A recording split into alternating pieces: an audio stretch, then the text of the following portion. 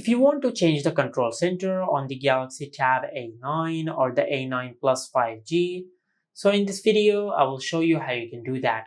Now as you can see, this is the default control center on the Galaxy Tab A9 or the A9 Plus 5G. Now to change it, just open the Google Play Store and in the search bar just search this. Now from here just install this app on your tablet. Then tap on open.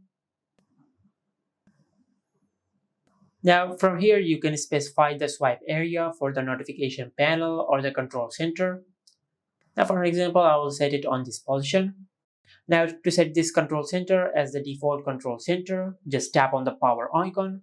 Now just enable all these options. First of all, just enable the toggle for Bluetooth and select allow. After that, just enable the toggle for accessibility and tap on accept. From here, just tap on installed apps. Then tap on Mi Control Center from here and enable this toggle. Then select allow. And after that, just enable the toggle for notifications. Now just enable the toggle for Mi Control Center from here and select allow. Now as you can see, these are the swipe areas for the notification panel and the control center. Now just tap on OK. Now after you've done that, now just go back to the Mi Control Center app.